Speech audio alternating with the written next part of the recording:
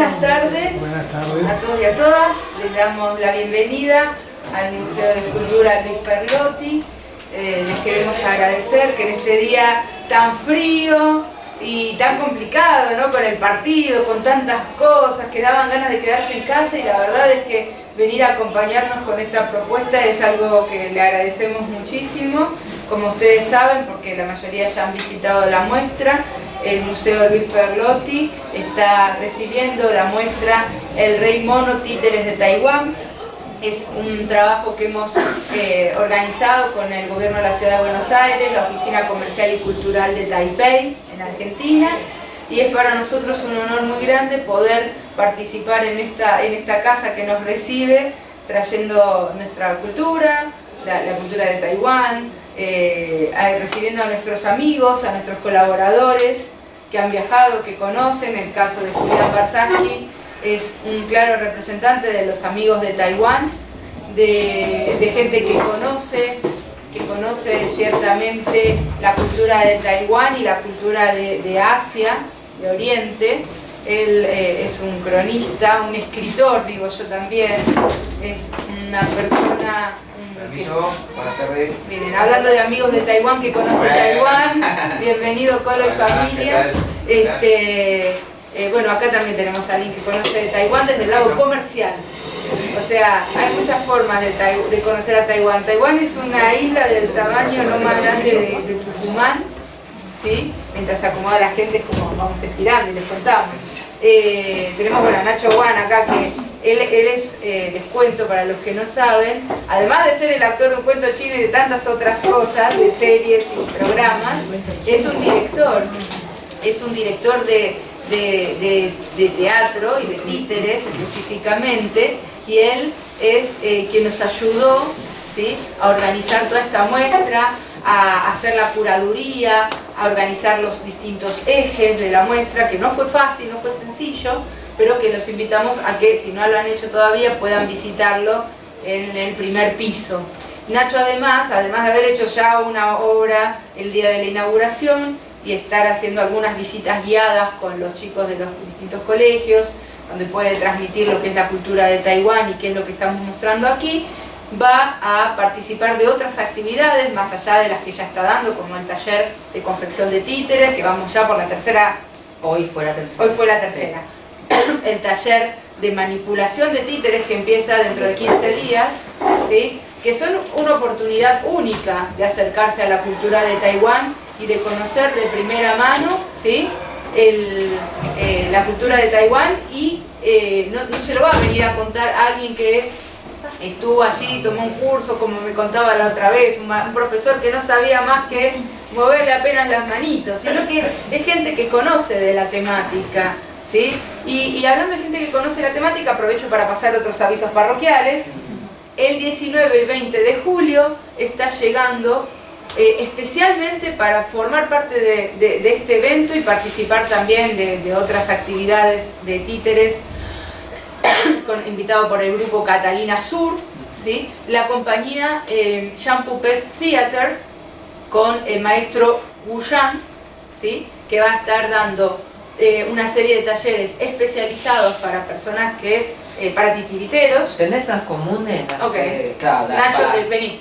Bueno, el 19 va a haber 2 talleres para cualquier público, o sea, cualquier edad, sin conocimiento previo o no. La primera es hay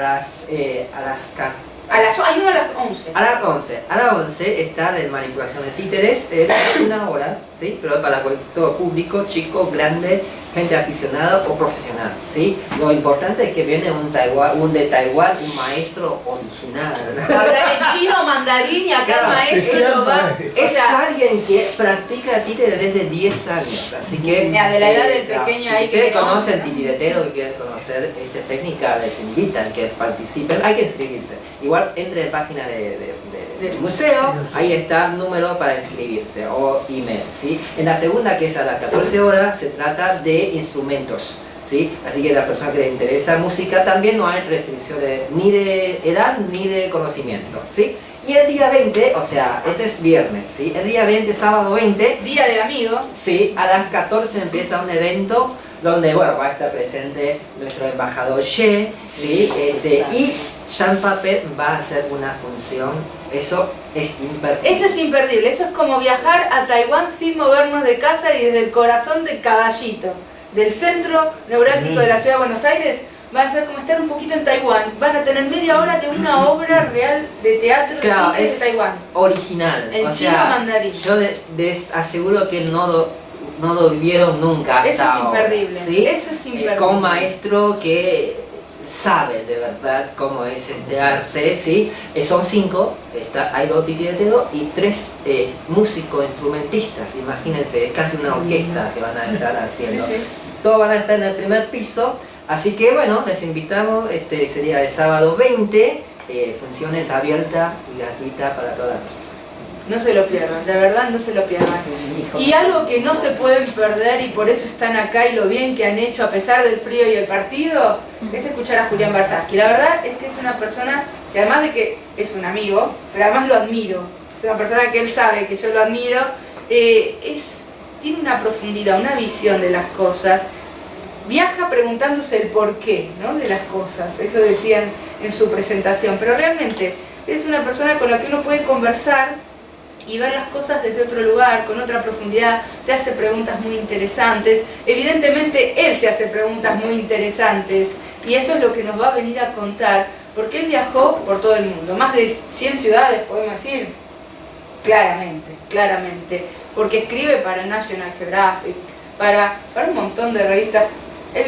Me ayudas con algunas, para Anfibia, para National Geographic, para Página 12, para un montón de lugares. Bueno, y además tiene publicado un libro que ha desatado una controversia bastante importante, Las dos Coreas, un gran libro sinceramente para conocer lo que no podemos conocer, porque nos resulta muy inaccesible, muy difícil llegar primero a conocerlo de lo cultural, pero después viajar y participar de ese evento, ¿no?, de esas circunstancias, de esos detalles culturales, de ese sistema educativo, de esas cuestiones políticas. Realmente es un libro imperdible. Y ahora el que me falta leer, y que los invito también a conseguirlo y a leerlo, es el recientemente publicado por la editorial Hidalgo, que es Japón desde una cápsula.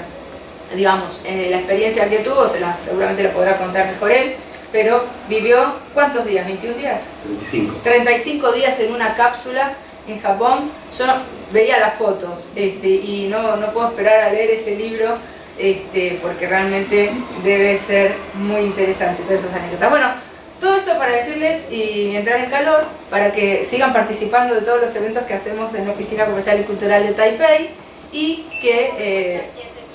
7 minutos, sí, bastante. Bueno, nada, y que lo escuchen a Julián y lo disfrutemos, porque nos va a hablar de la diosa Matsu y de la religiosidad en Taiwán. Sí. Un aplauso para él. En primer lugar quiero pedir disculpas de antemano a cualquier integrante de la comunidad taiwanesa. Tenemos uno, pero esto también va a salir por internet, seguramente muchos lo van a mirar. Por cualquier inexactitud que pueda decir yo acerca de las religiones y las creencias de cada uno de ustedes. Y los invito incluso a Nacho a que aporte y corrija todo lo que quiera. Yo lo que voy a hacer es dar una mirada de cómo se ve, cómo lo veo yo, desde una mirada occidental, tratar de entender esa religión. Pero yo no soy acá una autoridad, mucho menos para hablarle a taiwaneses sobre su religión, ¿no? Repito, la mirada occidental, ¿cómo se lo ve? Tratando de entender algo que no encaja en nuestros parámetros, pero hay que intentarlo, ¿no? Taiwán tiene 4.037 templos budistas, 8.604 taoístas, o sea el doble, y solo 36 confucianos, ¿no? Es decir, estamos hablando de un país con una religiosidad popular tremendamente desarrollada y por sobre todo diversa y marcada por un politeísmo por un lado y por un sincretismo, que es el rasgo más interesante y singular.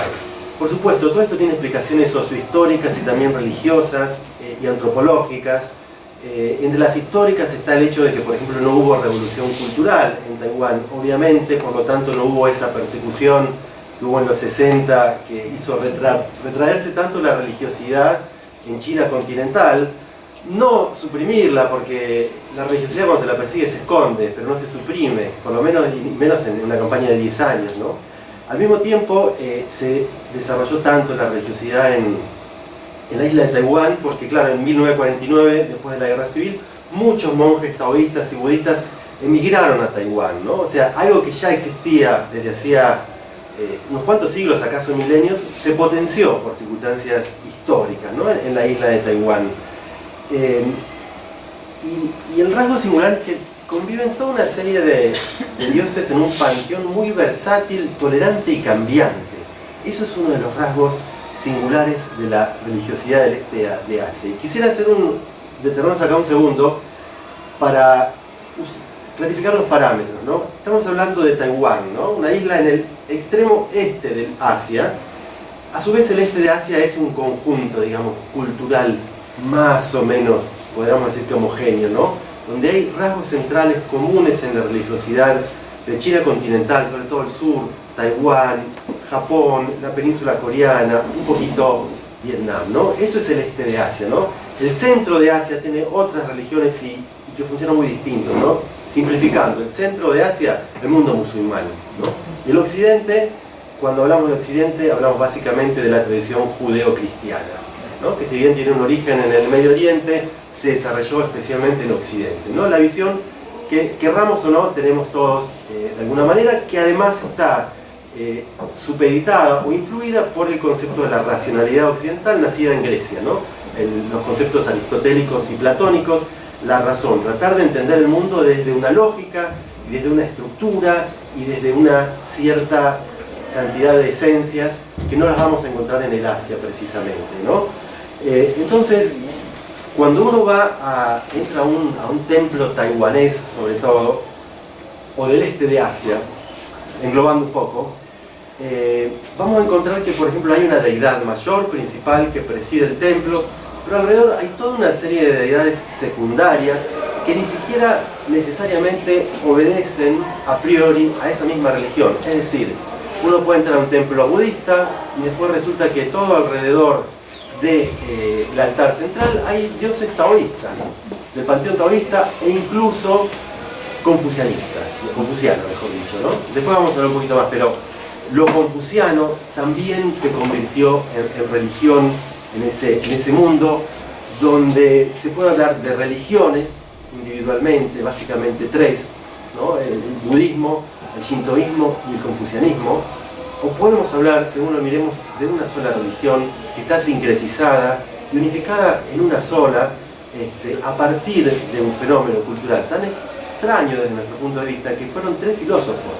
La cabeza de estas tres religiones fueron tres filósofos: Buda, Lao Tse, el padre del taoísmo, digamos, y Confucio, y sobre todo Confucio. Pero los tres eran gente que más o menos en el tiempo de Platón y Aristóteles empezaron a pensar en un sentido ontológico, a preguntarse por el ser, de dónde venimos, a dónde vamos, cómo funcionamos, cómo se entiende que el mundo sea así, qué pasa cuando morimos, qué pasa con las almas, qué es lo permanente, lo impermanente, ¿no?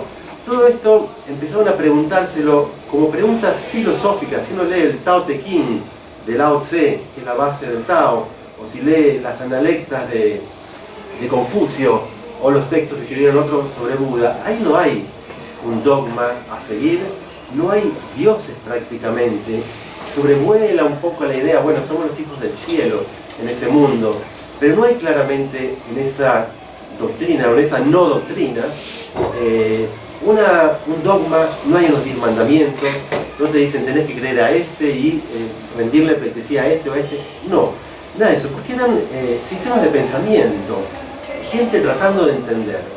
Curiosamente, en 2500 años, todo eso fue empalmando con la religiosidad popular y se convirtieron en religiones. Pero esto es imposible, ¿no? Pero si se levantaran de la tumba estos tres señores y viesen cómo su pensamiento se convirtió en religiones, quedarían muy sorprendidos, ¿no? El hecho es que esto sucedió, ¿no? En un caldo de cultivo que es un pensamiento justamente taoísta que está abierto a la mutación y al cambio permanente. Al no haber dogmas, es como que todo vale. Uno de los preceptos del Tao es que el ser humano se va acomodando a la realidad y la circunstancia como un río que baja por un valle y ahí donde tiene espacio va entrando y se bifurca y se vuelve a unir, ¿no? Bueno, esa es quizás la esencia o la no esencia del pensamiento asiático, ¿no? Es totalmente permeable y adaptable a las circunstancias. Por eso ha permitido que estos tres cuerpos de pensamiento se convirtieran nada menos que en religiones, y que para cómo se hayan entrecruzado con total libertad y con total tolerancia. O sea, en el este de Asia no hay conflictos religiosos, por ejemplo, como si los tenemos en el medio de Asia, ¿no? En India y Pakistán los musulmanes y los hinduistas se han matado por millones. Eso no pasa ahí, justamente por este rasgo del pensamiento este asiático, donde todo se va moldeando y adaptando a las circunstancias. Esta matriz de pensamiento se ve muy tajante y muy clara en Taiwán, ¿no? Donde se potenció este sincretismo, este cruce de religiones, para colmo con la llegada de los japoneses. Los japoneses atacaban especialmente el Tao. Ellos eran budistas, atacaban el Tao, porque los japoneses, al colonizar Taiwán, veían en el Tao posiblemente una expresión del nacionalismo chino independentista, entonces lo persiguieron, ¿no? Así como Mao persiguió la religiosidad en general en la China continental, los japoneses el taoísmo. ¿Qué pasó? Los que creían en el Tao, sobre todo más que en el budismo, empezaron a venerar a sus dioses en los templos budistas, camuflándolo detrás de imágenes budistas, como pasó acá también con las religiones negras y el catolicismo que se imponía desde los españoles, ¿no? O sea, tampoco los japoneses lograron torcer, digamos, el curso de lo que vendría a ser la religiosidad popular. Una vez conversando con un intelectual taiwanés, hablábamos sobre la religión, él me decía: nosotros acá no tenemos psicólogos, ni los necesitamos, porque tenemos tantos dioses, tan flexibles, tan adaptables a cada necesidad concreta, palpable y cotidiana. Eso es lo extraño. Un panteón que va creciendo todo el tiempo, que está abierto a nuevos dioses, que se nutre también de dioses del folclore, digamos folclórico se lo llaman algunos, o animistas, previos incluso al taoísmo y al budismo, que se van incorporando. Algunos se van desechando, otros van subiendo según momentos, según las circunstancias. Hay, por ejemplo, una división muy clara incluso del trabajo, dicho un poco en chiste, un poco en serio. Los comerciantes le piden por éxito en los negocios a Quan Cong, ¿no? Es un barbudo de cara roja que fue un guerrero, un personaje histórico, por cierto, ¿no? Personajes históricos que teóricamente existieron son deificados y convertidos en santos, ¿no? El mismo Lao Tse fue deificado y convertido en santo. Entonces, los estudiantes tienen al señor Wen Chang, que le piden por supuesto para ir previo a los exámenes, y le ofrecen apios y nabos, como deferencia. Y las futuras parejas tienen al viejo de la luna, o quienes están buscando pareja van y le piden al viejo de la luna por una persona. Claro, hay que ser muy honesto en los sentimientos, dice, hay que tener serias intenciones matrimoniales, porque si no el hijo de la luna se da cuenta y les manda un conjuro muy perjudicial. Incluso el caballo de Quan Cong, este guerrero, también fue deificado, y a ese se le reza por los objetos perdidos. Y así podemos estar media hora haciendo un listado, pero vale como ejemplo, ¿no? El otro eje de esta religiosidad, que no tiene ni Viejo ni Nuevo Testamento ni palabra santa, es el culto a los ancestros, y por supuesto ya precede a todo esto. El culto a los ancestros es varias veces milenarios en el este de Asia, y está omnipresente hasta el día de hoy, incluso en muchísimas o acaso mayoría de las casas taiwanesas. Es decir, está tan omnipresente la religión que el templo está en la casa, incluso en la casa, ¿no? En el pensamiento chino tradicional, digamos, el cuerpo muere, pero no el alma, ¿no? Por eso vivimos, o se vive en todo caso, rodeado ante una omnipresencia de almas de manera permanente, que nos ven, que nos vigilan nuestros antepasados. Cuando una persona muere, si no recibe los funerales correctos que se le deben hacer, el alma queda como en un limbo, va y viene del cielo a la tierra, o sobre todo queda en la tierra, ¿no? Entonces, y esas almas pueden ser peligrosas cuando se enojan. Por lo tanto, hay mucho cuidado con eso. Además está el Festival de las Ánimas, que dura un mes, cuando teóricamente se abren las puertas del cielo y bajan cantidad de almas a la tierra. Por eso se le hace toda clase de ofrendas. Hay que calcular bien de ponerle las suficientes para que no pasen hambre y se sientan a gusto y no traigan la desgracia, ¿no? En Occidente las almas no regresan a la tierra. cuando se van al paraíso o al infierno, ahí quedan, ¿no? No vuelven. Entonces, esto genera las maderitas papuelas tenemos la circunstancia de que no es una abstracción el hecho, las trajiste, ¿no? Las maderitas. Sí. Ah, pensé que quería que buscara no, algo. Sí, las traje. Las maderitas. Traje todo. Es tan cotidiana, tan palpable, está tan a la mano la religión, influye tanto en la vida, que incluso los dioses hablan, los dioses y los antepasados. Ellos tienen un par de maderitas, ¿no? Que las llevan a los templos, pero que también se arrojan en los altares hogareños, gracias, que se usan para comunicarse con los dioses. Estas maderitas tienen un lado plano y un plano convexo, ¿no? Estas son de goma, pero bueno. Ah, pueden ser de madera, sí. Son un poquito más grandes, creo, yo conozco por lo menos, ¿no? Entonces tienen un lado convexo y un lado plano, ¿no? Entonces uno hace una pregunta concreta, las hacen así y se arrojan al suelo. Acá quedaron los dos con el lado plano. ¿Te acordás qué significa? También se me mezcla. Positivo. Este no, significa... negativo. No, exacto. Si es uno invertido, si son Acá dos diferentes, me parece que es... Si ambas caen con la parte plana para abajo, es no. ¿No? Uno pregunta algo y dice no. Si cae una para arriba y otra para abajo, es sí. Y si caen las dos partes planas para arriba, ahí estamos en problema porque es ni. Equivale a una carcajada de Dios. Pero fíjense que uno le puede preguntar, ¿y me conviene o no me conviene casarme con él o con ella? Emprendo un nuevo negocio, lo cierro, cosas muy concretas y muy terrenales, ¿no? Cuando la respuesta es ni, se puede volver a tirar. Por supuesto, no hay leyes escritas, no hay una ley, varía según cada templo, varía según cada persona. Yo lo he visto en algún templo, una chica que lo tiró y le salió el ni, y tuvo que pedirle permiso a un monje taoísta que estaba ahí, a ver si la autorizaba, y le dijo que sí, y ahí sí volvió a tirar. El hecho es que, fíjense, esto es muy práctico, claro. Como me decía este señor, no necesitamos psicólogos. Las respuestas están. Puede responder un dios, puede responder un antepasado, ¿no? En los altares que están en la casa tienen todo el árbol genealógico, a veces hasta 20 generaciones, foto hasta donde se pueda. Cada mañana le dan los buenos días, las buenas noches, es decir, las almas están presentes en el hogar directamente, ¿no? Hay toda una suerte de fuerzas invisibles que rigen lo visible, que en Occidente, por ejemplo, son mucho más abstractas, son mucho más difusas, ¿no? El estilo de los templos de Taiwán es básicamente del sur de China, ¿no? De Fujian, es decir, son templos muy sobrecargados, a diferencia de los del norte de China, que son más austeros, cargados de barroquismo decorativo, ¿no? Hay una especie de horror vacui, usando el término occidental del barroco europeo, ¿no? El miedo al espacio vacío, ¿no? Cada centímetro de todo templo taiwanés está hiperdecorado con bajorrelieves, dragones enroscados en las columnas, dinteles, los altares están llenos de santos, santitos, arreglos florales, frutas y comida que todo el tiempo la gente trae.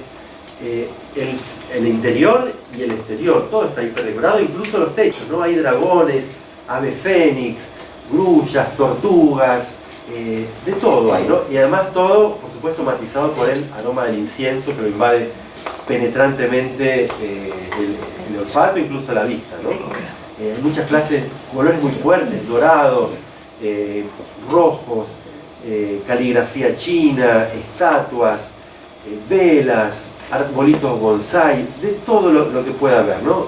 Es como que ahí, imagínense que uno va a una iglesia acá y dice, bueno, voy a dejar un arbolito, voy a dejar unas flores, una estatua. Acá no, acá digamos, la iconografía es esta y solo esta, ¿no? Occidente funciona distinto.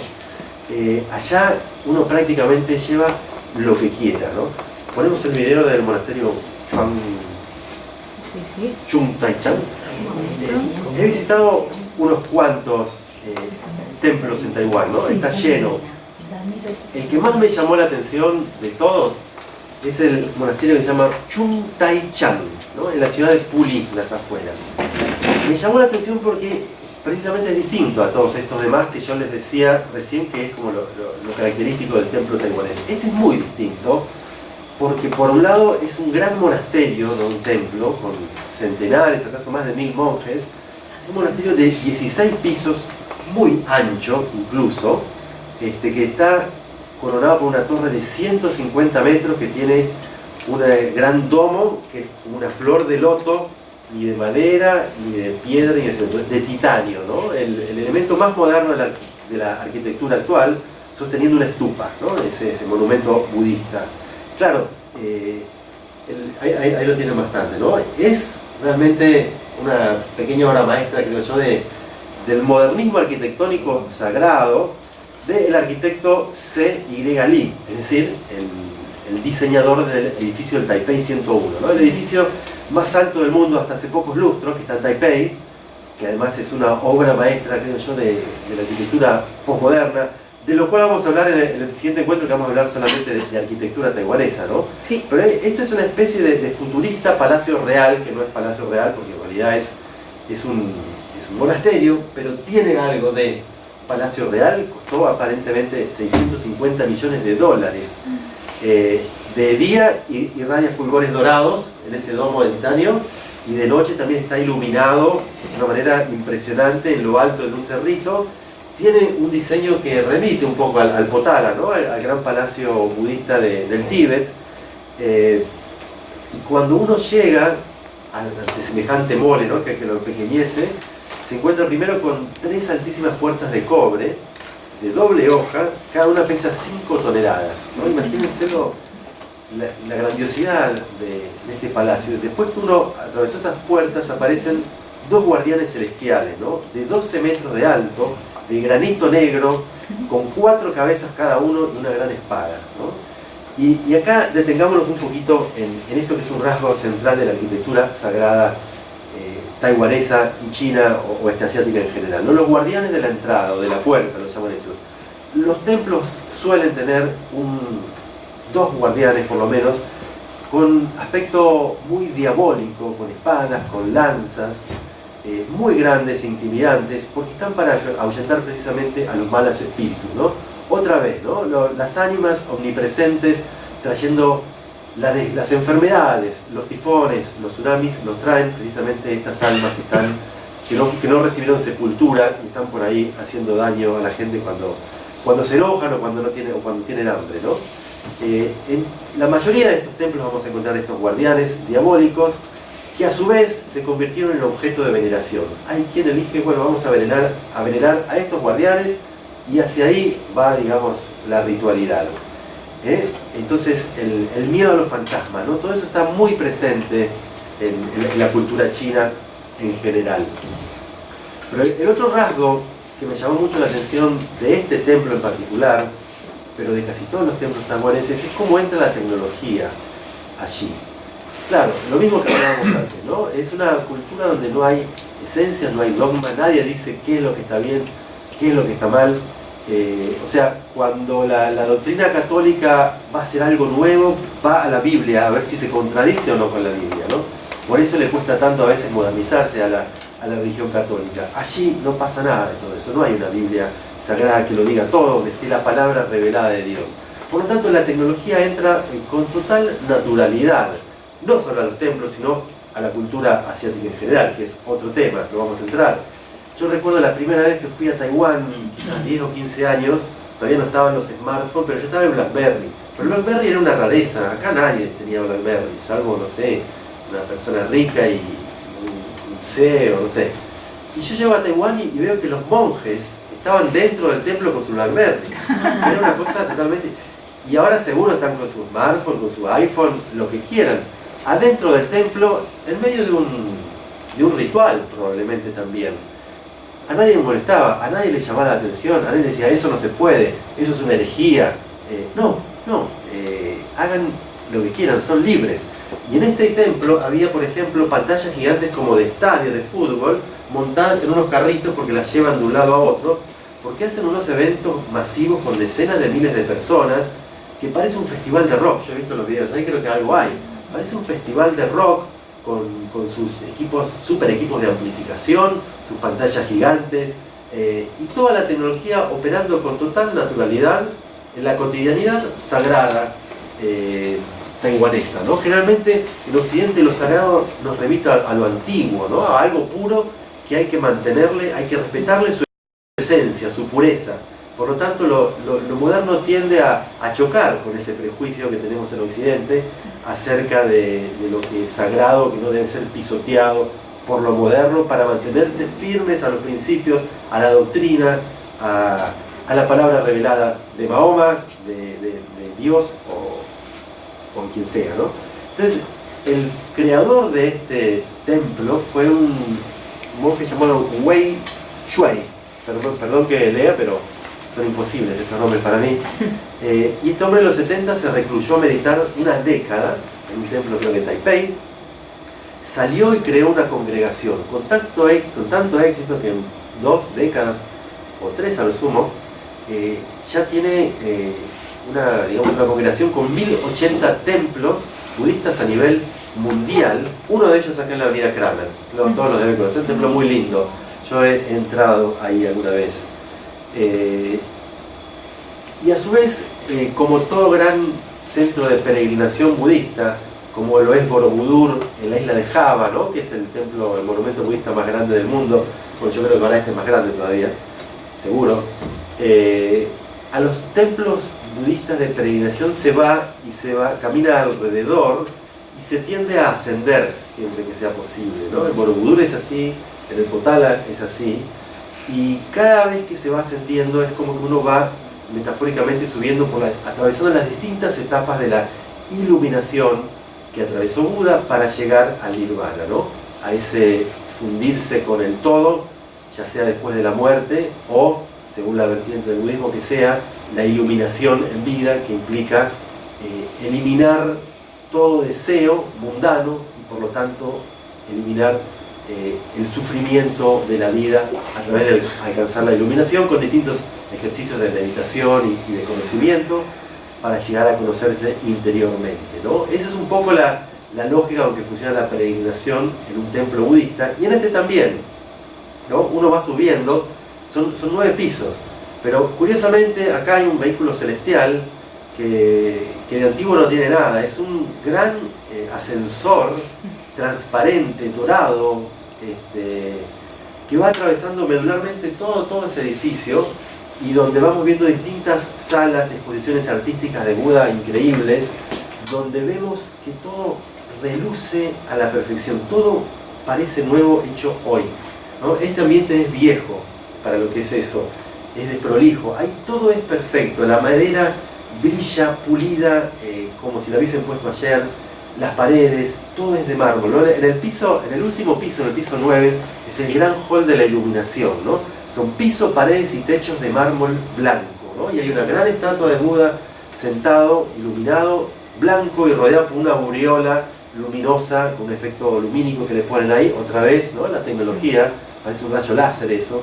Yo tengo la sensación de haber entrado en la película de Matrix, es como entrar a una dimensión blanquecina, distinta, que simboliza precisamente el nirvana, ¿no? La falta de forma, la iluminación, el estado de la pureza del vacío, ¿no?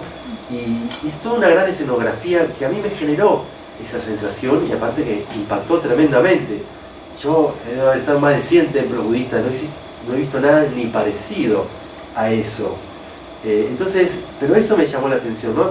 Arreglos florales por todos lados, pero no hay una sola hojita en los 9 pisos y los miles de metros cuadrados que tiene ese templo. Es un canto a la pulcritud, a la limpieza, que evidentemente ahí hay una metáfora de pureza. Los monjes que nos recibían eran tremendamente sobrios, deferentes, vestidos impecables, pero ni la menor arruga a ninguno de todos los monjes. O sea, hay como una especie de culto a la perfección. La calva de cada monje era perfecta, ¿no? Una bola de billar brillante. Eso me llamó muchísimo la atención de ese templo en particular, que se llama entonces, si alguien quiere buscar más, lo repito, Chung Tai Chan. Pasamos ahorita al templo de Longshan. Este es el templo que a mí me resultó lo excepcional en alguna medida en Taiwán, sobre todo por la estructura, por la perfección, por la falta de sobriedad en alguna medida también, ¿no? Un templo muy lujoso, era como un hotel 6 estrellas en alguna medida, pero donde la gente lleva una vida monástica totalmente ceñida a un rigor, a un horario, a una meditación, donde por supuesto no hay consumo ni nada de eso, lo digo en este sentido, en la estética, en la limpieza, en la perfección de todo, ¿no? Y el otro templo, el templo paradigmático quizás de Taiwán está en Taipei, es el templo Longshan, ¿no? Que está en uno de los barrios de Taiwán, que es un poco el paradigma, ¿no? Por supuesto es un templo budista, pero alrededor está todo lleno de santos taoístas. Suelen ser amurallados estos templos, ¿no? Y uno atraviesa una primera muralla, hay un pabellón, después atravesás el templo y atrás tenés otro pabellón, y son cuadrados, ¿no? Y en las galerías laterales suele haber pequeños capillas o altares para cubrir toda esa diversidad, digamos, religiosa que hay ahí, ¿no? Por supuesto que también la sobrecarga decorativa, los dragones y los carteles electrónicos. Es lo primero que me llamó la atención, carteles electrónicos por todos lados, cosa que no vamos a ver, creo yo, en las iglesias occidentales. No, de ninguna manera. Ni me imagino yo un cartel electrónico entrando en cualquier iglesia, pongámosle del Vaticano. Sería un escándalo. ¿Qué es esto? Una herejía. Allá no. Allá es natural el uso de la tecnología en todos los aspectos de la vida, ¿no? Fui varias veces y había siempre centenares de personas. La primera vez pensé que era una celebración especial. No, eso es lo normal. Todos los días, ¿vale? La gente sale de trabajar, va un rato al templo y vuelve, me he dado cuenta. He visto, por ejemplo, chicas adolescentes hipermaquilladas, con minifaldas muy cortitas y medias 3/4. Nadie se escandaliza por eso. Una señora con su caniche bajo el brazo, palantando los inciensos. Muchísima comida, por supuesto. Un monje hablando por el iPhone delante de todo el mundo, sin problema. Y casi todos repetían lo mismo, ¿no? Agarraban un manojo de incienso, lo prendían, lo agarran con las dos manos, hacen 4 reverencias y lo plantan en unos grandes incensarios de bronce, ¿no? Casi que ni se puede respirar ahí de tantos inciensos que hay. Y el otro rasgo llamativo es que en realidad casi todos los templos parecen nuevos en Taiwán. Yo no sé si serán todos nuevos, pero todo parece hecho ayer. En el Asia en general no hay un culto al original, en el sentido de que hay que mantener el templo original y si envejece que envejece, pero no lo podemos cambiar por otro porque ya perdería su esencia, porque ya no es el original. No, justamente, ahí no hay esencia. Vos podés tirar abajo un templo completo y volver a levantarlo, y el nuevo es el original también. Es más original que el viejo, derruido, porque se parece más al original, otra vez, porque está perfecto, ¿no? La perfección del objeto hace la originalidad. Vos podés hacer una réplica, la réplica también es un original, en gran medida, en la cultura asiática. Por eso creo yo, porque no lo sé bien, quizás es que todos los templos parecen, pero es que en Japón pasa lo mismo. Templos que son centenarios o incluso milenarios parecen levantados ayer, porque efectivamente fueron levantados de cero otra vez, justamente para que mantengan su esencia original en todo caso. En Occidente, si Notre Dame se viene abajo, Notre Dame desapareció, la construí pero ya no es Notre Dame, es una copia. Bueno, ese es un parámetro antropológico casi opuesto que tenemos ellos y nosotros, y que podría llegar a ser la explicación de que quizás por eso tantos templos taiwaneses están tan nuevos, porque los restauran todo el tiempo, sin pruritos, sin problema de que, bueno, la reliquia en todo caso puede llegar a ser una parte de un hueso de Buda, pero no el edificio. Entonces estamos viendo otro rasgo central, ¿no? La relación entre lo sagrado y lo profano es muy fluida, es muy cotidiana, y el ejemplo extremo, creo yo, es el de los dioses y los templos de la fortuna, ¿no? En el pueblo de Shushan está el templo que se llama Shinan, que hace préstamos personales monetarios, ¿no? Esto es bien singular. Lo de vuelta, ¿no? Las maderitas Puapue, la gente viene y las tira, ¿no? Si la respuesta es sí, en realidad es un sí a un préstamo, son exactamente el mismo para todos, $175, el equivalente, ¿no? Si caen Si el sí llega recién en la segunda ocasión, es menos, $146. Y así se va reduciendo el monto, evidentemente según la confianza que uno le inspire a ese Dios. Y no lo digo en chiste, porque esto es algo serio allá. Y ese préstamo después se puede usar libremente. Generalmente se lo usa para hacer pequeñas inversiones en la bolsa de valores, algo que es muy común, es muy cotidiano, es muy fácil hacerlo y tiene algo de lotería, de juego, invertir en la bolsa para los pequeños inversores en Taiwán, hasta donde yo sé. Al año siguiente la gente tiene que devolver ese mismo préstamo agregándole el equivalente a $65. Pero también sucede que obviamente la gente va a pedirle no ese dinero, sino que le vaya bien en general en los negocios. Aquel que le ha ido, como es un empresario, le ha ido muy bien en los negocios, por ahí puede devolver $3.000 o hasta $30.000, según los casos, ¿no? La gente cree seriamente en esto no es un juego. Generalmente se considera que hay que dar entre el 20 y el 30% de la ganancia de lo que ese Dios nos dio, ¿no? Por supuesto que no se exige garantía, y el porcentaje de créditos impagos llega al 4% nada más, o sea, muy bajo. ¿Cuántos bancos quisieran tener este nivel de devolución de créditos? El templo presta unos $80 millones al año a unas 550.000 personas y al año siguiente recaudan $146 millones. No es la ganancia, ¿no? Porque hay que restarle los 80 millones. Pero vaya si recaudan estos templos para mantenerse, ¿no? Se trata como una especie de bancos espirituales, no lo digo irónicamente, y la gente es muy rigurosa a la hora de devolver el préstamo, porque vos mismo te controlas, mejor dicho, te controla ese Dios. Si vos no devolvés el préstamo, las desgracias que te pueden llegar a caer son tremendas. Entonces todo el mundo devuelve el préstamo, eso es bien interesante. El ejemplo cundió y ahora hay gran cantidad de templos que utilizan esto como modo de financiarse. Y también han proliferado, por lo tanto, nuevos dioses de la riqueza, adaptaciones a las nuevas necesidades. Fíjense cómo ha evolucionado la religiosidad taiwanesa según las circunstancias, ¿no? De vuelta, no hay dogma. Cuando llegaron los primeros chinos Han a la isla de Taiwán, acaso siglo XV, XVI, XVII, cruzaban el mar en condiciones muy peligrosas para el tiempo, muchos morían, obviamente, ¿no? Y se entregaban, por lo tanto, le pedían a la diosa Matsu, ¿no? La diosa del mar, que los cuidara. En aquel tiempo era de primer orden. Después, cuando ya se establecieron los distintos clanes, pero en un sistema más o menos feudal,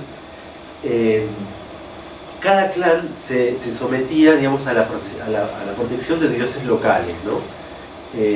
A circunstancias concretas, al vecino, había problemas entre clanes, te atacaba el vecino, bueno, la fuerza, digamos, espiritual para defenderte te la daban determinados dioses locales, acaso traídos incluso de la China continental. Una vez que ya se estableció, digamos que ya se creó la conciencia nacional y dejó de haber esas guerras, conflictos interfeudales, los dioses fueron otros. Ahí empezaron a retomar auge, dioses que ya existían como Quan Kong, el guerrero, el emperador de Jade, ¿no? Que es la máxima divinidad del panteón taoísta, ¿no? Que rige a todos los demás, o diosas como Guanxin. Y Japón se empezó a convertir en una sociedad eminentemente agraria, ¿no? Agraria, que necesitaba agua, entonces reconvirtió de alguna manera a la diosa Matsu, la diosa del mar, en la diosa de las lluvias, porque ya no eran navegantes, pero sí necesitaban agua. La van reacomodando a la circunstancia, ¿no? Los que eran pescadores, sí, por supuesto, se encomendaban a Matsu cuando salían a navegar, pero un pequeño porcentaje eran pescadores. Entonces, en este contexto, ¿no? de evolución cultural religiosa, es muy razonable que suceda lo que hablamos de estos bancos espirituales, entre comillas, ¿no? En un Taiwán hipertecnologizado, enfocado en la industria y en las finanzas, ha surgido la necesidad de nuevos dioses, dioses de la riqueza, a las que se les pide que vaya bien el negocio, la empresa, ¿se entiende? Es decir, otra vez más aparece este pragmatismo religioso, y que es un pragmatismo en el modo de pensar, por lo tanto incluye lo religioso, y que hace que sean culturas con gran capacidad de adaptabilidad a las circunstancias. La naturaleza también les impone eso, ¿no? Son sociedades muy sujetas a los tifones. Japón, Taiwán, el sur de China. El tifón o el terremoto te destruye todo y vos tenés que volver a empezar ese ciclo vital donde no hay principio y no hay fin, ¿no? Ese es uno de los preceptos del Tao. Todo es un fluir, todo es una continuidad, nada termina, nada comienza, todo muta, y por lo tanto se adaptan, ¿no?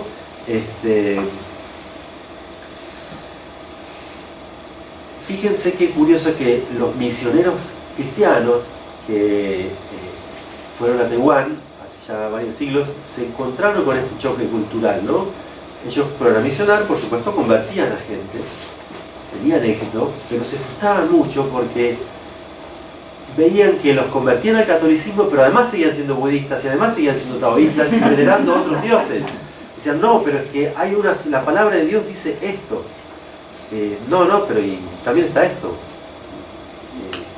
Y ellos no veían contradicción, ¿no? Los asiáticos no ven contradicción en los opuestos, sino que ven complementariedad, ¿no? Y esto sí es la filosofía del Tao, antes de haberse convertido en religión. Le ponemos el símbolo del Yin y el Yang. El símbolo del Yin y el Yang es la mejor metáfora, el mejor gráfico, mejor dicho, de esta manera de pensar, ¿no? Es un círculo donde hay dos mitades, pero no hay una línea recta que las divide en dos mitades, sino que por un lado es una curva, ¿no? Que fluye.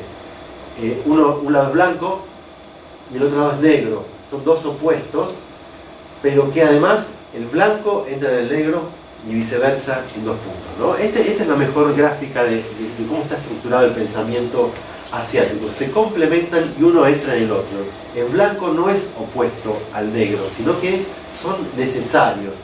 Y la unidad la genera el Tao. El Tao vendría a ser una especie de un gran vacío universal en donde están las cosas, ¿no? Él da el ejemplo, Lao Tse, de la montaña. En una montaña que tiene dos laderas y siempre una va a estar en sombra y la otra va a estar en luz. Nunca van a estar las dos en sombra o las dos en luz, ¿no? Son dos opuestos, pero que en realidad hacen una totalidad. Es una montaña que tiene dos caras opuestas. La triada se completa, la base que crea la unidad sería el Tao. Por eso el Tao es un vacío, es una ausencia. El Tao no es algo tangible, no tiene sonido, ni forma, ni olor, ni es algo temporal. Es un espacio, es un no ser, ¿no? No hay una esencia, por lo tanto no hay una materialidad. Ese es el Tao filosófico, digamos, que después mutó en el religioso hacia algo totalmente distinto, pero que también está esa forma de pensamiento en la religiosidad. Cuando vemos que todo se entrecaruza, y si viene Cristo que venga, y si viene Confucio que venga, y si viene Quan Kong o Quan Yin, o el que sea, ¿no? O hasta el guerrero que me cuida la puerta del templo. Cuando fue el gran problema de gripe aviaria hace unos años, ¿no? Que pintaba para pandemia en el Asia, organizaron una gran procesión en Taipei con 100 autos, atravesaron 20 templos, crearon, esa es otra tradición, unos barcos de madera o de papel que los llevan por el asfalto, ¿no? Barcos por el asfalto, que los llevan en procesión, donde a su vez queman dinero, votivo, dinero falso, para congraciar a los dioses, y la idea era que ese barco que finalmente fue quemado se llevara la gripe aviaria, que curiosamente hacia fines de julio la gripe aviaria desapareció. Nadie sabe por qué. Y entonces yo quería centrarme también en la diosa Matsu, ¿no? Que es quizás la diosa más popular de Taiwán, probablemente, hoy en día, seguro, sí. Yo fui a la festividad de la diosa Matsu, que es en marzo, que parte en la localidad de Dahai, que es una procesión de una diosa que la llevan en un palanquín, es la diosa del mar, precisamente, ¿no? Le hablábamos recién. La diosa del mar, de las aguas, de la lluvia, que es la gran rectora, digamos, de la religiosidad taiwanesa, junto con muchos más, ¿no? Lo llevan durante 8 días en un palanquín, en procesión. Aparentemente participa 1 millón de personas. Algunos hacen la procesión completa, son 330 kilómetros, y otros, cuando pasan por su pueblo, la veneran. Otros hacen una parte, van con carpas, bolsas de dormir, duermen en los templos, en la calle, los hoteles habilitan duchas, la gente les regala comida. Sería aparentemente la procesión, la tercera procesión más masiva de la tierra, después de la procesión a la Meca y el Kumbh Mela de la India. Y ahí yo, digamos, en tanto admirador desde niño de la cultura china en general y del Asia, cuando miraba las películas de Jackie Chan y de Bruce Lee, y se cuela, ¿no? La cultura popular ahí. Kung Fu es parte de todo esto, por un lado, pero las fiestas chinas, ¿no? La gran fiesta china, llena de, con los dragones danzantes, la danza de los leones, tambores, platillos, esos cornetines muy agudos, fuegos artificiales, acrobacias, artes marciales, espadas, todo eso, ¿no? Bueno, ahí de golpe yo aparecí en el corazón de esa cultura, digamos que asiática idealizada que uno tiene de niño y de ver esas películas ambientadas en un tiempo que ya no existe. Ahí tuve la sensación de haber tocado una especie de fibra muy profunda de la cultura asiática que yo siempre había añorado, que llevaba muchos años viajando por el Asia y no lo había logrado, y donde tuve por segunda vez en mi vida una sensación en tanto fotógrafo de éxtasis fotográfico, de sentirme casi que poseído por el sonido, por la masa, por el caos, por los ruidos, por los colores, y empezar a sacar fotos como en estado de trance, como no me había pasado nunca y me pasó solo una vez más después en otro contexto, ¿no? Es una fiesta muy fervorosa, por lo tanto, inaugurada por el presidente de la Nación, imagínense lo importante que será, y donde hay toda una serie de comparsas temáticas, ¿no? Remite en alguna medida a nuestro carnaval, pero las comparsas tampoco es arbitrario, digamos, remite a los tiempos feudales también. Estas celebraciones, estas comparsas a determinadas diosas, se hacían en los tiempos feudales, pero con una finalidad incluso militar, ¿no? Eran con tiempos que había conflictos con los vecinos y cada pueblo tenía que tener su pequeña armada. Por eso en estas festividades, hoy ya libres de su parte militar, sigue habiendo espadachines, sigue habiendo kung fu, artes marciales. En aquel momento esa gente hacía estas procesiones para sentirse segura a sí mismo, para darse tranquilidad, como forma de entrenamiento y para demostrarle al otro el poder que tengo. Hasta el día de hoy van con estandartes que parecen como de guerra.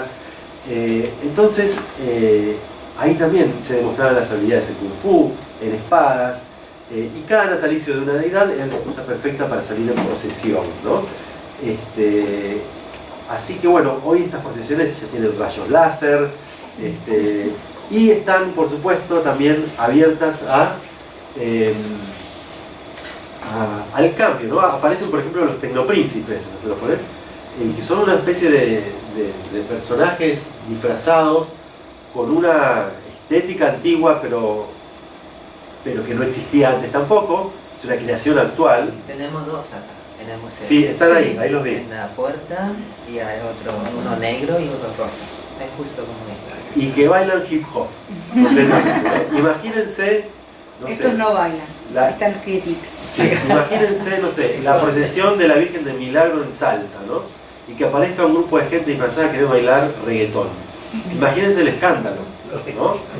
Los echan a patadas. Acá son bienvenidos, acá todo vale. Se arma la fiesta. Esos son los tecnopríncipes, son unos cabezones así. Y nadie ve contradicción en esto. Nadie ve una contradicción, nadie está pisoteando ninguna doctrina ni ninguna pureza, ¿no? El origen de esta fiesta sí es milenario, año 1960. Otra vez un personaje real que termina siendo deificado. Una niña de 16 años, hija de pescadores, su padre con los hermanos salieron a pescar, hubo un tremendo tifón, no iban a volver de ninguna manera, volvieron gracias a los poderes sobrenaturales que había tenido esta niña, hasta que, bueno, se la deificó primero localmente, después se desperdigó por gran parte de China y hoy tiene unos 10 millones de seguidores. Solamente en Taiwán, 1 millón de personas participan en la fiesta de Matsu, ¿no? Que ya desde el siglo XV se celebra en Taiwán, cuando llegaron los primeros inmigrantes a la isla, y hoy tiene unos 200 templos, ¿no? Es interesante, ¿no? la evolución de estas religiones en función de la circunstancia.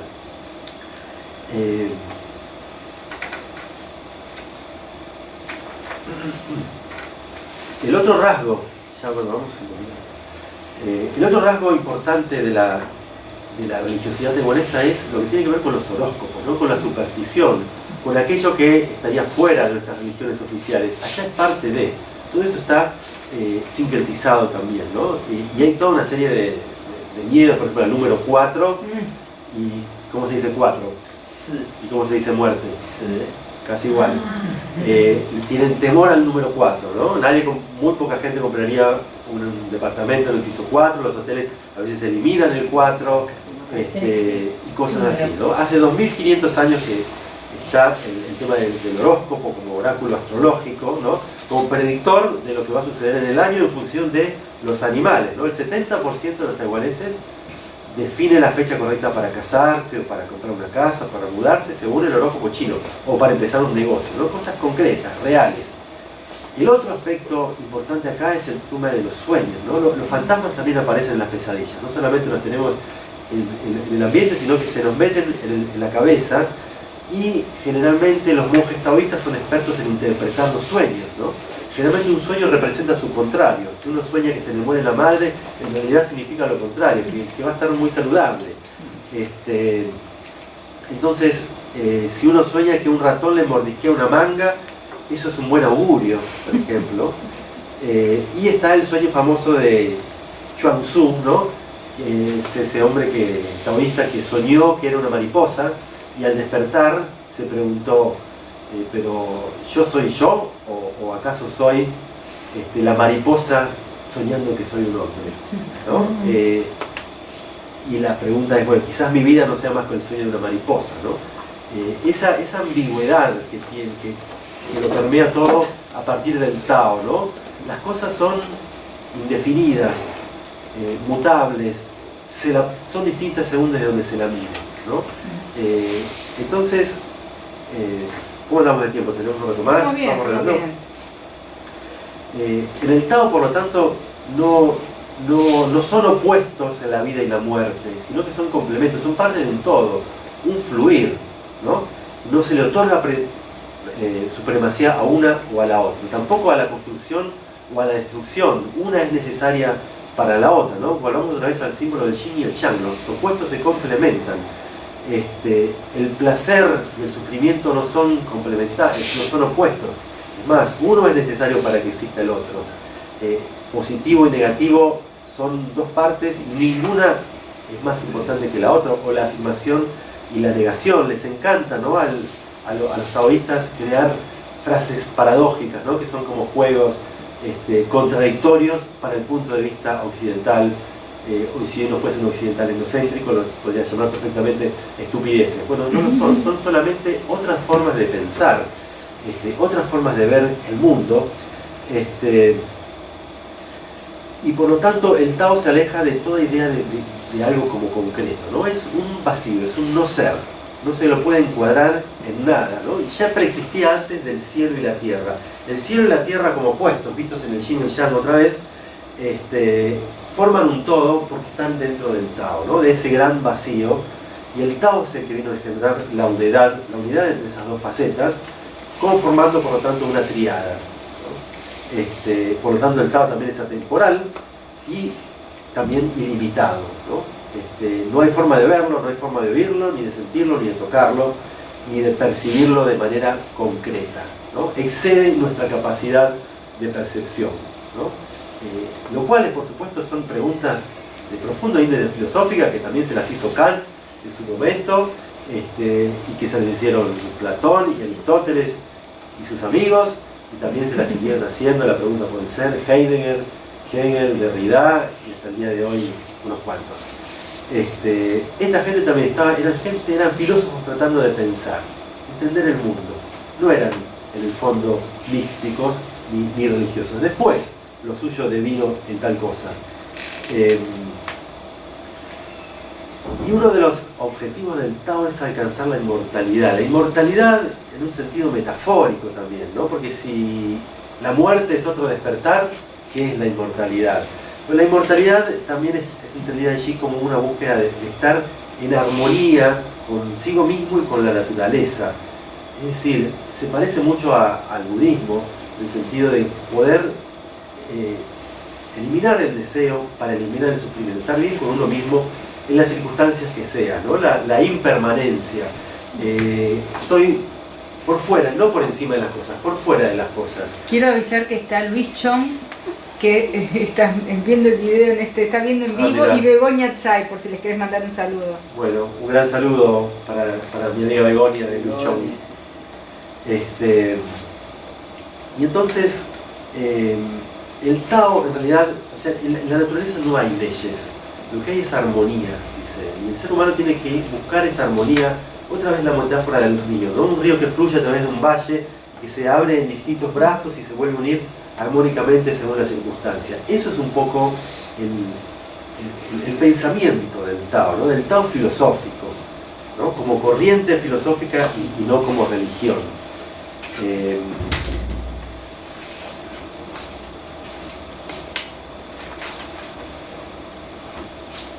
Y hablamos hace un rato de la idea de la inmortalidad, ¿no? Ya el primer emperador chino, Qin Shi Huang, el famoso del ejército de terracota de la ciudad de Xi'an, hace 2600 años, vivía obsesionado con la inmortalidad. Por eso mandó a sus mejores generales a los mares de Japón a buscar el elixir de la eterna juventud, y probó toda clase de pócimas y jade molido, y decidió no morirse y prohibió la palabra muerte, considerando que eso serviría para tal cosa, y borró la historia previa a él, ¿no? Un gran megalómano era el emperador Qin Shi Huang, y decidió seguir viviendo después de la muerte. Por supuesto que no era el único, y esto sigue hasta hoy, pero ya hace 2000, el primer emperador chino, el que unificó China, ya tenía como principal obsesión el tema de la inmortalidad. Y se fue a vivir bajo tierra, se llevó su ejército completo, ¿no? Unos 5.000 soldados cincelados en terracota, palacios subterráneos, comida, hasta aparentemente algunas esposas se las llevó vivas, ¿no? Entonces, lo mismo que decíamos antes, ¿no? Los chinos creen que al morir el alma queda deambulando. O sea, la vida continúa, nada termina, nada comienza, ¿no? Otra vez la filosofía del Tao. Otra de las creencias más muy singulares es la zoomancia, ¿no? Nosotros casi no tenemos esto. La adivinación por los gorriones blancos de Java. Eso era bastante popular en el pasado, pero todavía sigue existiendo. Frente al templo de Longshan hay un mercado subterráneo donde hay 3 personas aparentemente hasta ahora que hacen zoomancia. Son unos gorrioncitos que le abren la jaula, salen, sacan una tarjetita sobre 3 que les ponen arriba de una mesa, la agarran, se la entrega a la señora, y la señora, bueno, lee, como si leyera las cartas del tarot. Y estos gorrioncitos son muy perspicaces y incluso perciben que esa persona viene a querer conocer el futuro para hacerle el daño a alguien, entonces sacan a propósito la tarjeta equivocada para que esa persona no pueda hacer lo que va a hacer, y como recompensa el gorrioncito recibe un granito de arroz, ¿no? Por su clarividencia. Y por último, entonces, la gran fiesta quizás taiwanesa sea el Año Nuevo Lunar. Taiwanesa y China en general, el Año Nuevo Lunar, ¿no? Es la fiesta más popular, que también tiene su origen en unos 5 milenios atrás, por una bestia mitológica llamada Niam, que venía y se comía a la gente, niños incluidos, así como las cosechas y el ganado, ¿no? Que venían justamente para el Año Nuevo. Entonces, eso genera una serie de tradiciones para conjurar estos peligros, como es poner comida en la entrada de las casas para saciarle el apetito. Se comienza con una limpieza con escoba de la casa, pero después hay que esconder la escoba para que esa escoba no sea usada para barrer la buena suerte. También no se usan tijeras en los primeros 3 días para no cortar no sé bien cuál conjuro. Se pone todo con colores rojos porque esta deidad le teme mucho al rojo y al fuego y a las explosiones, por eso tiran fuegos artificiales hasta decir basta, y también esas lámparas de luces que van subiendo tan bonitas que están ahí, que suelen ser impresionantes, ¿no? Al animal correspondiente en el horóscopo chino el año entrante está muy presente con imágenes gigantes en esta celebración, que dura 3 semanas y comienza el día 24 del 12º mes del calendario lunar, ¿no? Y por supuesto fiesta del dragón y fiesta del león, y sobre todo esta la de las lámparas, ¿no? Esto es un poco el acercamiento que yo tenía para proponerles a la religiosidad taiwanesa. No contar datos, contar digamos que lo curioso, lo tradicional, sino tratar un poquito de interpretarlo, ¿no? Que eso ya es más difícil. Eso me parece que estudiar un poco para ver, como decía Julieta, ¿no? ¿Por qué? ¿Por qué pasa todo esto? Digamos. Porque si no, digamos, la mirada etnocéntrica occidental lo primero que hace es caer en el horizontismo. Ah, qué bárbaro, qué maravilla. Y cuando algo ya se rompe, se escapa mucho de lo nuestro, de nuestras estructuras aristotélicas, platónicas, racionales. Ah, pero esto están locos. No están locos. Ninguna cultura está loca. Algún individuo puede estarlo. tienen otras lógicas, otras cosmovisiones, otra forma de pensar que se fue gestando según las circunstancias, según la geografía, según la cultura, según la historia, y que confluyen en un todo, en una religiosidad popular que es bastante distinta a la nuestra, que es occidental, cristiana y aristotélica, me atrevo a decirla, regida a dogmas, que también es lógico que la gente acá lo siga, porque así se fue haciendo durante varios milenios, y es lógico que allá sea distinta. Así que yo cerraría acá, no sé si alguien quiere preguntar algo o decir algo.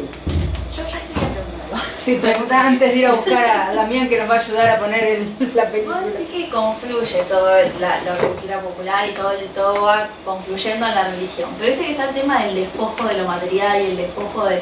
¿Cómo no se contradice con respecto al tema del uso de la tecnología y esta cuestión de los monjes que ahorita están con el celular y esto, el despojo de todo, de lo material, las Pero a ver, el despojo de lo material, o sea, si partimos de Buda, Buda partió de esa idea del despojo del material, pero de manera radical, ¿no? Ajá, sí. Cuando él salió del palacio, donde tenía su harén, Sí. todas las riquezas, se fue a ir al bosque literalmente y a comer hojas.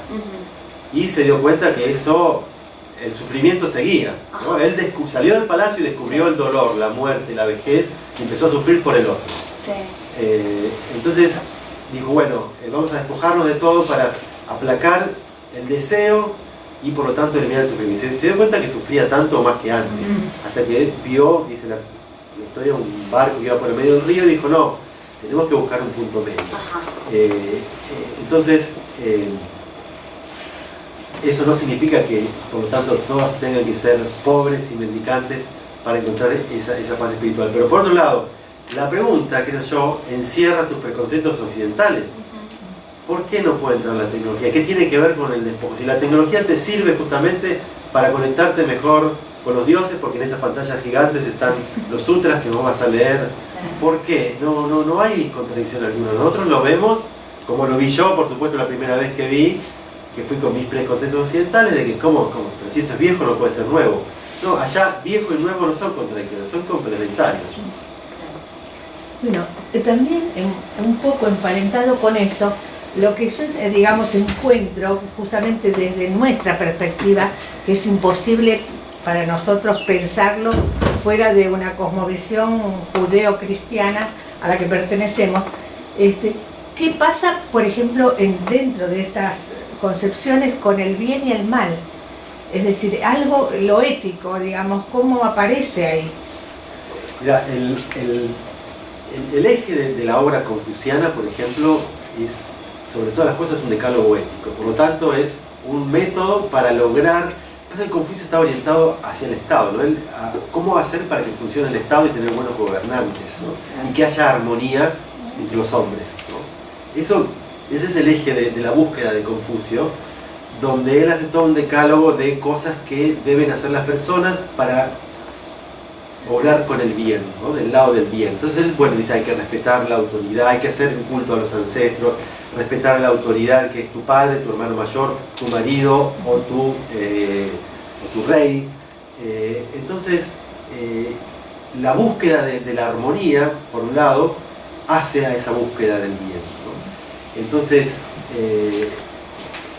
el bien y el mal, digamos que, el primer texto, occidental fue Moral a Nicómano, ¿no? de Aristóteles, que justamente empieza a pensar qué es el bien, qué es el mal. Más o menos en la misma época en que escribía Confucio, ¿no? Mirá qué curioso, casi en los mismos siglos. Entonces, por supuesto, el bien y el mal no deja de estar sujeto a la subjetividad de cada persona, a cuestiones que son universales. Está claro, la dictadura militar de Birmania es budista también, si es por eso, y asesina. Es todo muy sujeto a la historia, a la personalidad de cada persona. Pero el bien está asociado a la idea de armonía, ¿no? Desde el punto de vista estético, la armonía tiene que ver con la simetría también, tanto en Occidente como en Oriente, me parece. Pero por ese lado creo que puede ir. Bueno, es decir, que existe, digamos, como un concepto ético, es decir, esa diferenciación entre el bien y el mal, porque claro, daría la impresión como que es todo tan pragmático, como que esto está un poco ausente, pero bueno, me tranquiliza que no sea así. Parecería a simple vista como un vale todo, pero Sí, no tal creo cual. que sea así. O sea, porque todo no vale. O sea, si yo quiero cortarle la cabeza como sacrificio de los dioses a alguien y le voy con una espada al templo, me parece que va a tener problemas. Bueno. Todo no vale. O si quieres hacer una striptease dentro de un templo, supongo que vas a tener problemas. ¿no? Está bien. Bueno, eso es tranquilizador. Sí. Yo quería preguntarte la relación entre China y Taiwán. Política, económica, Esto todo. excede los temas De la religión. ya, De la religión. sí. Ah, ¿Vos lo decís en función a lo religioso o qué? También, sí, sí. Está incorporado. Es difícil la pregunta. O sea, no me voy a meter en la parte de histórico-política porque esto es más un seminario completo. Claro, claro. China continental, en los últimos, yo he viajado también, ha habido una apertura religiosa en las últimas 3 décadas que no había antes, pero uno la ve una sociedad bastante más laica. Bastante más laica, creo yo, resultado seguramente de que haya sido tan reprimido, sobre todo en los tiempos de la Revolución Cultural. Muchísimos templos fueron destruidos, miles de templos fueron destruidos. Por lo tanto, yo ahí veo una diferencia, a simple vista por lo menos, en lo que hace a manifestarlo públicamente, por lo menos. ¿Qué cree cada chino de un lado o del otro del mar en su conciencia? Yo no lo sé. O sea, uno puede reprimir las conductas, pero no puedes entrar en la conciencia a convencer, a obligarlo a alguien que no crea en algo. Entonces es difícil saberlo.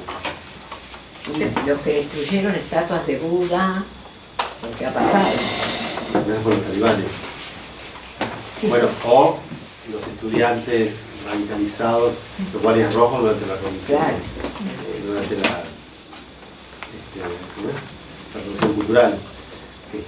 Pero bueno, eso aparentemente ha quedado muy atrás, por suerte. Pero es claro cómo se ve, cómo se ha está mucho más desarrollada la religiosidad en la isla de Taiwán que en la China continental.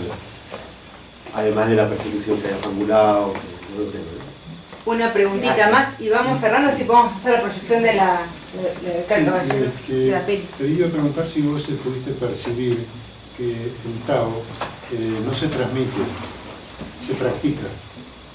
Es decir, no hay una transmisión, una enseñanza, ¿no? Exacto, no hay palabras para definirlo, Hernando, ¿cómo estás? No hay palabras para definirlo, no se lo puede definir, porque es una ausencia, es un no ser. Hay un libro muy bueno sobre este tema que acaba de salir del filósofo surcoreano Byung-Chul Han, que se llama Ausencia, precisamente, ¿no? Y tiene otro que se llama Filosofía del Budismo Zen, donde él analiza todas estas cuestiones tan difíciles de entender para nosotros. ¿Qué es un no ser? Las cosas son o no son. Pero el no ser tiene una entidad, vaya si serán distintos. Para que no nos haga reclamos el Museo Perlotti, yo propongo un fuerte aplauso para Julián González.